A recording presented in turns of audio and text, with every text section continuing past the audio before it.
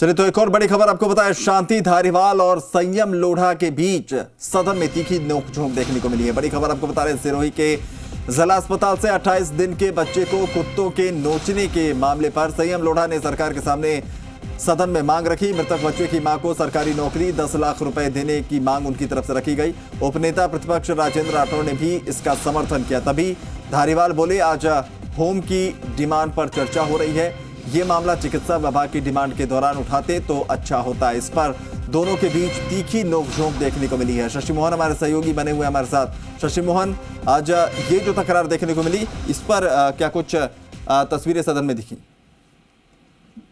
वैसे तो आदमी अस्पताल में इलाज लेने के लिए जाता है, लेकिन अगर वहां से ऐसा कोई जख्म लेकर के आ जाए जो जीवन भर उस व्यक्ति को कचोटता रहे तो मुद्दा उठता ही है। और सदन की जब सबसे बड़ी पंचायत चल रही हो प्रदेश की, तो उसमें ये मुद्दा उठना लाजमी था।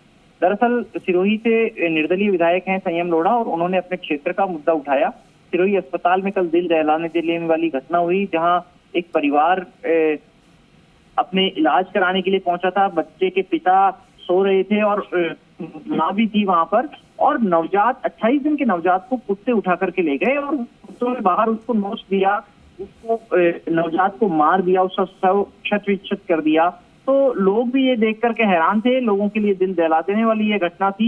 और इस मामले में हॉस्पिटल की लापरवाही इस कदर सामने आई कि आखिर कुत्ते हॉस्पिटल के अंदर जा कैसे सकते हैं।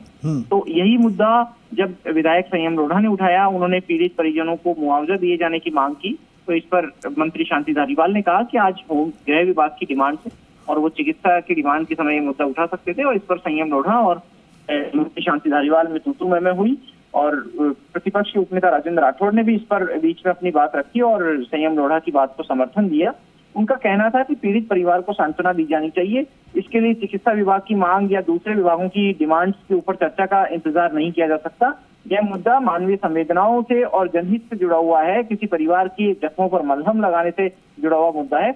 ऐसे में इसमें किसी तरह का इंतजार किए बिना ध्यानाकर्षण के जरिए अगर ये मामला लाया गया है तो उसमें सदन को ध्यान देना चाहिए, तो पीड़ित को थोड़ी राहत दी जाए।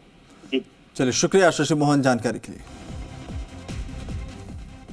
हिंदुस्तानी है, हमने सारे देश की जैसे फौज को मजबूत किया है, हमको भी अपने राज्य की पुलिस को मजबूत करना पड़ेगा।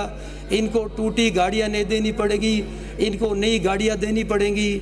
जिस तरीके से पंजाब में लड़ने के लिए केपीएस के लिए नई जिप्सियां दी और आतंकवाद को कुचल दिया, कई ऐसे पुलिस ऑफिसरों का उन्होंने एनकाउंटर किया कि जो आतंकवाद से मिले हुए थे, जो ड्रग्स और माफिया पाकिस्तान से सप्लाई करते थे, अफीम, डोडा चूरा और इस तरह के सप्लाई होता था। और हमारा पंजाब जो आज भारत का अभिन्न हिस्सा है, एक तरफ ऐसा लग रहा था कि ये खालिस्तान बन जाएगा।